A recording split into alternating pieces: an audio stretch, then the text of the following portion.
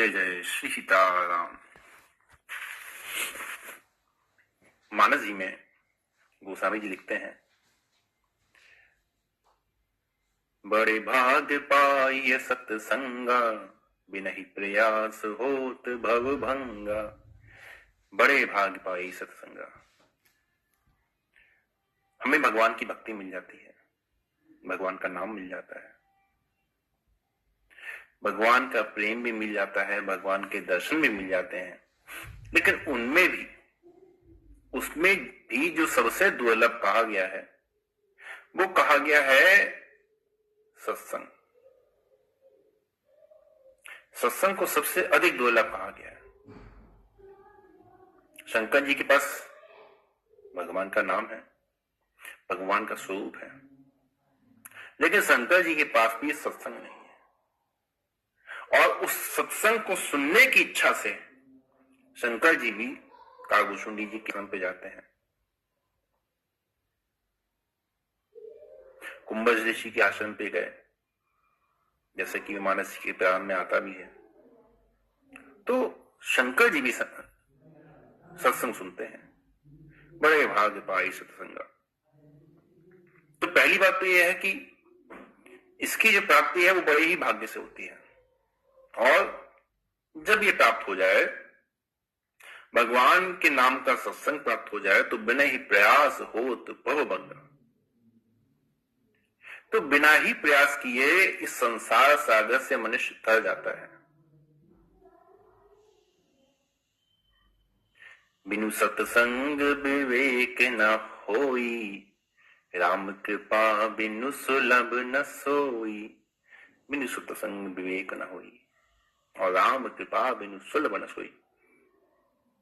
इसमें जो पीछे की चौपाई है वो आगे देखनी चाहिए कि राम जी की कृपा से सत्संग मिलता है, और जब सत्संग मिलता है तो उस सत्संग को सुनने से विवेक हो जाता है।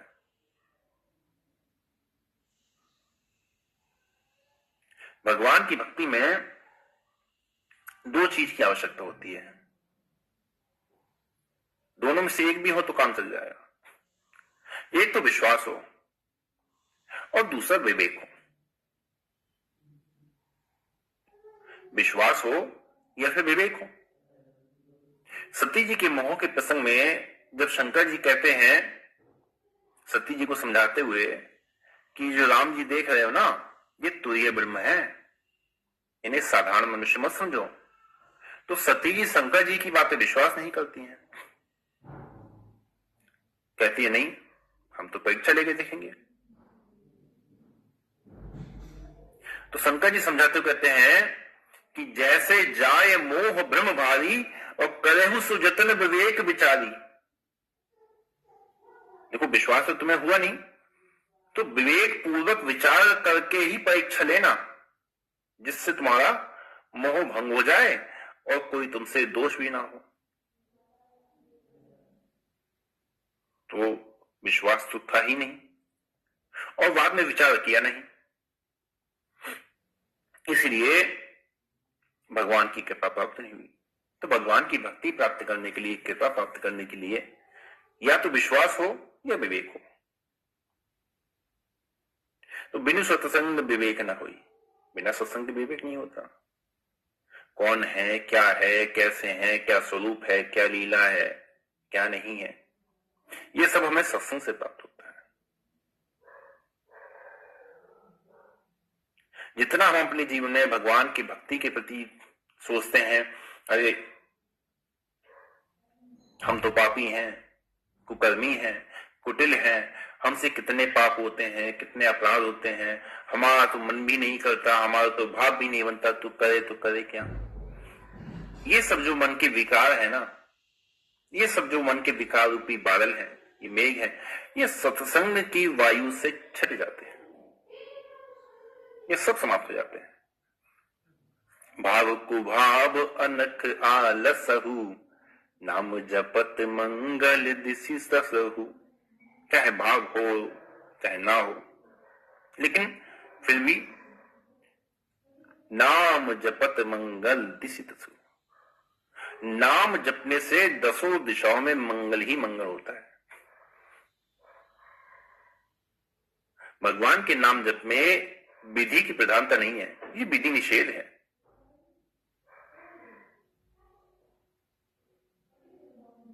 लेकिन जो मंत्र है, मंत्र में जो विधियां हैं उनका विधान है वो आवश्यक है, बिना उसके मंत्र कभी फल नहीं देते हैं। मनो मध्य मंत्र और मंत्र मध्य मना, मंत्र में मन हो, मन में मंत्र हो, तभी फलदायी है, वरना नहीं है। लेकिन नाम जप में ये लागू नहीं होता। नाम जप चाहे विधि के हीन हो, चाहे उसमें विधि ना हो, और चाहे विधि के सहित हो, नाम जप का फल अवश्य ही मिलता है।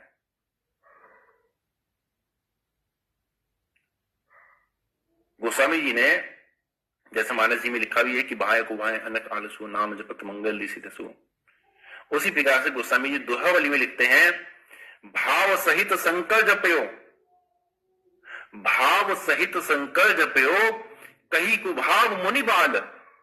मुनि बाल अर्थात वाल्मीकि जी। वाल्मीकि जी ने कुभाव से कहा, क्यों? मला वाला कहा, उल्टा नाम जपत जग जाना। वाल्मीकि जी ने कुभाव से कहा, और कुंभकर्ण आलस जपयो और अनक जपयो 10 बाल। कुंभकर्ण ने आलस में लिया राम नाम, सोता होता, और 10 बाल रावण, रावण ने क्रोध में लिया, दुश्मनी में लिया। तो नाम जप में भाव की वेदांत नहीं है, बिल्कुल नहीं है।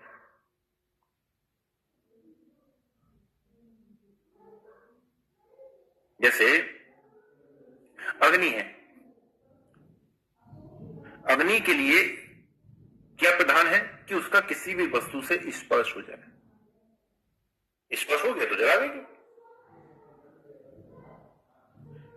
तो भले ही नाम जप में जलने जलाने की बात ना हो, भाव ऐसा ना हो, लेकिन फिर भी जिस प्रकार अग्नि हर प्रकार से अपने प्रभाव को बनाए रखती है, चाहे शुद्ध अवस्था में चाहे अशुद्ध अवस्था में, उसी प्रकार नाम जप भी हर परिस्थिति में फल देने वाला है, भाव हो चाहे ना हो। सत्य है, असत्य है, हिंसा है, अहिंसा है, दान है, चोरी है, ये सब जो है ये भाव कर्म प्रधान है। इनको जब भाव के अनुसार करोगे तो इनको करने के भाव के अनुसार ही या तो पुण्य बनेगा या पाप बनेगा।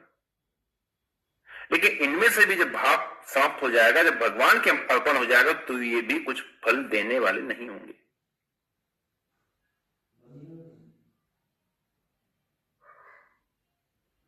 चारों योगों में चहु जुग चहु तिहु काल तिहु लोका, भय नाम जपि जीव शोका। लेकिन कलि केवल मल मूल मलिना, और पाप पयव निधि जल मन मीना। कलयुग की बात अलग है। सतयुग में देखिए अजामिल थे। ये आपको मैं अभी बताऊंगा कि मैं इस प्रकार से अजामिल का उदाहरण क्यों दे रहा हूं।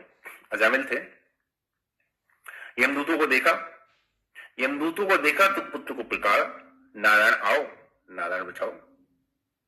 तो भले ही लक्ष्य कुछ भी था, मन में भाव कुछ भी था, लेकिन नारायण शब्द का प्रयोग किया ना। वैसे तो कभी भगवान का नाम मान के उच्चारण नहीं किया, सदैव पुत्र का नाम मान के ही उच्चारण किया, लेकिन फिर भी कहीं ना कहीं लाभ तो हुआ। तुलसी अपने राम को दीज भजो या खींच, उल्टो सीधो जामी हो, खेत पड़े को बीज। कैसा भी हो तो बीज पड़ गया तो पड़ गया। तो नाम जब उल्टा या सीधा जैसा भी जपा जाए वो फलदायक होगा ही होगा। सत्य में अजामिल, त्रेता में वाल्मीकि जी। वाल्मीकि जी का कोई भाव था क्या? कुछ नहीं था। उल्टा नाम जपत जग जाना, वाल्मीकि भय ब्रह्म समाना। निषादों की में से थे, नीच कुल के थे, जैसे निषाद निम्न कुल के थे।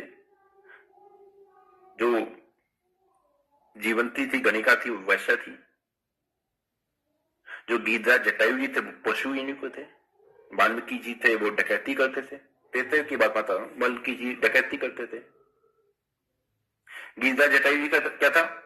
राग द्वेष की वृत्ति थी, मांसाहार की वृत्ति थी, मांस खाते थे ना। उसके साथ साथ नाम अपराध भी होता था। भाई ये सब कार्य हो रहे हैं तो नाम अपराध हो रहा है, नहीं हो रहा? नाम अपराध भी हो रहा है ना साथ में।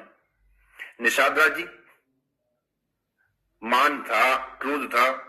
जब राम जी को वनवास काल हुआ, वहां पे राम जी को देखा है तो माता कैकेयी के लिए कितनी आलोचना करी है, कितने अपशब्दों का प्रयोग किया है माता कैकेयी के लिए अपने क्रोध के साथ में।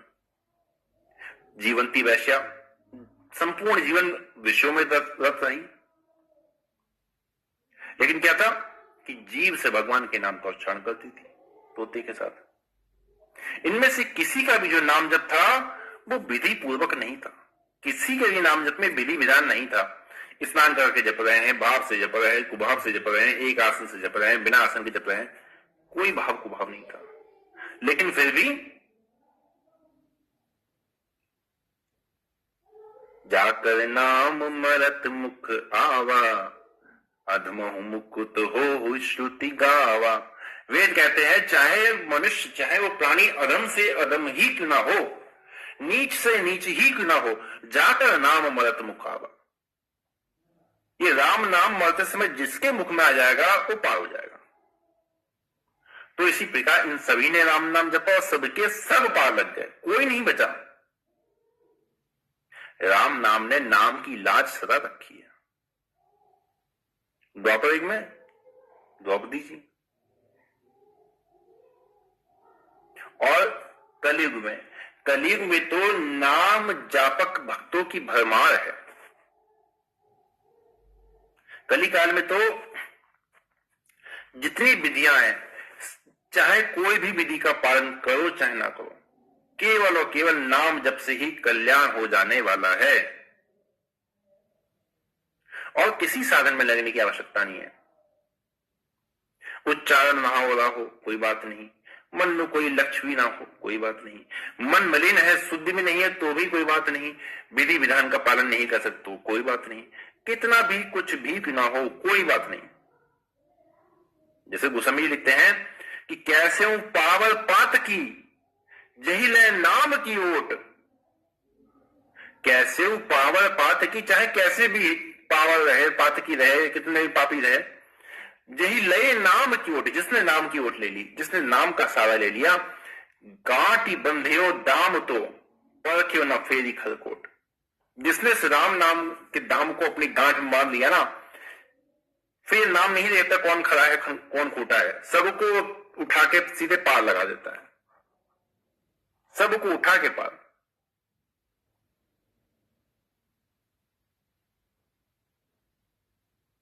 और अभी जो मैंने कहा है कि विभिन्न नाम भगवान के, जैसे सतयुग में नारायण का नाम लिया या द्वापर युग में द्रौपदी जी को उदाहरण दिया, उसका देखिए एक कारण है। आज राम जी ने मानस जी में बड़ी स्पष्ट बात कही है, मम माया संभम संसारा जीव चराचर विविध विकारा। मेरी माया के द्वारा ही संपूर्ण चराचर जगत उत्पन्न है, संपूर्ण जो चराचर जगत में जीव है वो मेरी ही माया के द्वारा उत्पन्न है, स्पष्ट बात कही है ना। मम माया संभम संसार जीव चराचर विविध प्रकार सब मम प्रिय सब मम उपजाए। सबकी उत्पत्ति मेरे द्वारा हुई है इसलिए सब मुझे प्रिय है, कोई मेरे लिए ऐसा नहीं है कोई बुरा है, नहीं, सब मुझे प्रिय है। जेहि सृष्टि उपाई त्रिविध बनाई संग सहाय न दूजा। उन्होंने तीनों लोगों की रचना कर दी, किसी से सहायता मांगी, किसी से सहायता भी नहीं मांगी कि भैया तुम सहायता कर लो। संग सहाय न दूजा, कोई दूसरा साथी नहीं था। जब कोई दूसरा था ही नहीं उनसे पहले, तो जो भी उत्पन्न हुआ, जहां से भी जितने भी उत्पन्न हुए, सब उत्पन्न तो उन्हीं से हुए। एको हम बहुत श्यामी, मैं एक से बहुत हो जाऊं, यही बात देखिए कहीं भी कही है कि तत्वता सब एक है, तत्वता सब एक है, लेकिन उनमें भी अपने इष्ट को सर्वोपरि जानना चाहिए, सर्वोपरि मानना चाहिए, क्योंकि वो हमारे इष्ट है, लेकिन तत्वता सब एक है। जब राम जी से विलग कोई नहीं है, राम जी से अलग कोई नहीं है, तो फिर ये भी बात स्पष्ट होनी चाहिए, फिर कोई नाम भी उनसे अलग नहीं है, कोई नाम भी उनसे विलग नहीं है। वो नाम भी फिर वही है, एक ही है। इस जितने इस संसार जगत के जो नाम है, चलिए उन बातों को छोड़िए, जो ईश्वर कोटि के नाम है, चाहे विष्णु जी के हो गए, चाहे शंकर जी के हो गए, चाहे श्री साई नारायण के हो गए, चाहे जितने भी ईश्वर कोटि के नाम हुए, उन नामों को तो हम एक समान रख सकते हैं ना। तो अगर हम ये भाव रख लें कि भगवान के जितने नाम हैं वो सब एक रघुनाथ जी के ही हैं, तो कोई अतिशयोक्ति तो है नहीं, क्योंकि सब मम प्रिय सब मम मुझा, सब मुझसे ही उत्पन्न है और सब मुझे प्रिय है। तो जब सभी नाम एक रघुनाथ जी के हैं, तो फिर जो किसी अन्य नाम से किसी अन्य का भजन कर रहा है, वो भी एक प्रकार से राम जी के नाम का ही भजन कर रहा है, वो भी एक प्रकार से राम जी के नाम का ही भजन कर रहा है ना। ये बात, मूल बात मैं इसलिए कह रहा हूं जिससे कि हमारे मन में किसी दूसरे के प्रति विरोधाभास नहीं रहे, किसी के प्रति विरोध भाव, पक्षपात वाला भाव नहीं आए कि देखो भाई तुमको ये नहीं करना चाहिए, तुम ये वाला करो। किसी के प्रति सबसे पहले विरोध भाव समाप्त हो। सिया राम मैं सब जग जानी, करूं प्रणाम जोई जग पानी। इस दृष्टि के लिए, या फिर जड़ चेतन जग जीव जत सकल राम में जानी, इस दृष्टि के लिए सबसे पहले तो आवश्यक है कि हमारे मन से विरोधाभास समाप्त हो जाए, किसी के प्रति मन में विरोध ना हो। तो सबसे पहले तो मन में ये धारणा बना के रखिए कि भगवान के जितने नाम है वो सब एक श्री रघुनाथ जी के ही हैं, और जो किसी अन्य नाम से किसी अन्य का भजन कर रहा है वो वास्तव में राम जी के ही एक स्वरूप का भजन कर रहा है, राम जी के ही दूसरे नाम से। ठीक भैया, करो भजन करो, लेकिन अब किसी अन्य को देखकर अपना मार्ग परिवर्तित नहीं करना चाहिए। मार्ग एक ही रहना चाहिए, साधना पद्धति एक ही रहनी चाहिए, साधक का भाव एक ही रहना चाहिए। एक भरोसो एक बल एक आस विश्वास, केवल एक के ही शरणापन्न होना चाहिए। यदि मार्ग बदलते रहेंगे तो भटकाव बना रहेगा। यदि एक ही मार्ग पर एकमात्र श्री रघुनाथ जी का आश्रय लेके चलते रहेंगे, तो जैसे हम अपने सामान्य जनजीवन में जब एक ही मार्ग पे चलते रहते हैं, तो मार्ग सही जा रहा है कि गलत जा रहा है उसको बताने वाले 20 लोग और मिल जाते हैं कि भाई साहब बिल्कुल सही मार्ग पे हैं, आप चलते रहिए। और मार्ग हम बदलते रहेंगे तो किसी से पूछेंगे तो भी यही कहेगा भाई तुम ये तो किधर आ गए, तो गलत आ गए। तो मार्ग एक होना चाहिए, और उसमें भी सबसे उत्तम जो भक्ति का स्वरूप है, जो कि सभी संतों ने ही अपने जीवन में अपनाया है, वो है सब में भगवान का दर्शन, सब में भगवान को देखें। जड़ चेतन जग जीव जत सकल राम में जानी, बंधु सबके पद कमल सदा जोरी जुग पानी। सबको श्री सीता राम में जानकर प्रणाम करो, सबको सब में भगवान का दर्शन करो। कहने में सरल है लेकिन अभ्यास में कठिन है। तो अब इसे अभ्यास में सरल कैसे बनाया जाए? अभ्यास में सरल ऐसे बनाया जाए, मान लीजिए एक पिता है, उसके सामने उसका एक 5 वर्ष का पुत्र आ गया। अब मन में उसके ये भाव आ जाना चाहिए कि ये मेरा पुत्र तो है, लेकिन ये मेरे पुत्र के रूप में साक्षात श्री रघुनाथ जी ही हैं। मेरे पुत्र के रूप में साक्षात श्री रघुनाथ जी ही हैं। ठीक है, भाव आ गया। अब उनमें इसके साथ में एक और भाव आना चाहिए कि प्रभु इस समय लीला दृष्टि से आप मेरे पुत्र के रूप में हैं और मैं आपका पिता हूं। आप मेरे पुत्र के रूप में हैं, मैं आपका पिता हूं, तो अब मैं जो कहूंगा आपको वो बात माननी पड़ेगी।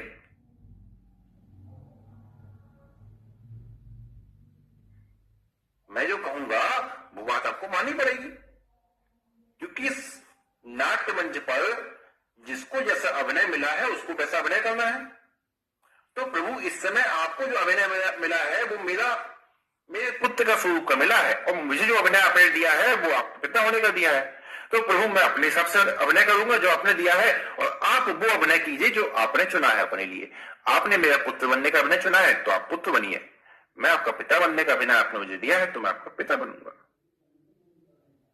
लेकिन मन से प्रणाम कर लीजिए। मेरे प्रभु इस स्वरूप में मेरे सामने आए हैं। उत्तर आ गया। अब आपके घर के सामने मान लीजिए झाड़ू लगाने वाला आ जाए, नाली साफ करने वाला आ जाए, तो सबके प्रति अब भाव यही है, मन से सबको प्रणाम कर लो और यही बात कहो कि प्रभु आपकी लीला के अनुसार आपने इस समय ये स्वरूप आपने धारण किया है, ये स्वरूप धारण किया है, तो आप इस स्वरूप के अनुसार लीला कीजिए, मैं अपने स्वरूप के अनुसार लीला करूंगा। जो सेवा आपने मुझे दी है, मैं उस सेवा के अनुसार ही उस लीला का निर्वहन करूंगा, मैं वो लीला करूंगा, आप ये लीला कीजिए। इस प्रकार से धीरे धीरे इस चीज का अभ्यास बनाइए। धीरे धीरे आप स्वयं देखेंगे सबके प्रति आपका भाव एक समान हो जाएगा, सबके प्रति आपके मन से ईर्ष्या भाव निकल जाएगा, ग्लानि भाव निकल जाएगा, कभी किसी के प्रति अपशब्दों का प्रयोग नहीं होगा और सब में भगवान का दर्शन करते करते करते करते एक स्थिति ऐसी आ जाएगी जब उस चीज के प्रति आपका इतना अभ्यास हो जाएगा कि फिर सब में ही आपको भगवान का दर्शन होने लगेगा। फिर वहां पे आपको भजन करने की आवश्यकता नहीं पड़ेगी, क्योंकि वो जो सब में दर्शन आप कर रहे हैं ना, वो दर्शन ही आपका भजन बन जाएगा, वो दर्शन ही आपका चिंतन बन जाएगा, वो दर्शन ही आपका भगवान की लीला में प्रवेश बन जाएगा। क्यों? क्योंकि भगवान तुम्हारे पुत्र के रूप में है, तुम पिता के रूप में हो, और कौन सी लीला में प्रवेश चाहिए? लीला में प्रवेश यही तो होता है कि भगवान मेरे पुत्र बन के खेल रहे हैं, भगवान मेरे पिता बन के मुझे डांट रहे हैं, भगवान मेरी माँ बन के मेरा लाड़ प्यार कर रहे हैं, मेरा दुलार कर रहे हैं। यही तो लीला में प्रवेश है। और लीला में प्रवेश है क्या?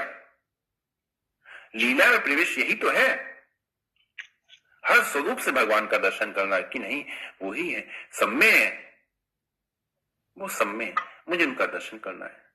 प्रभु आप ही तो हैं, आप नहीं तो कौन है? सब स्वरूप में एकमात्र आप ही हैं। और ये विवेक कब आता है? ये विवेक कब आता है?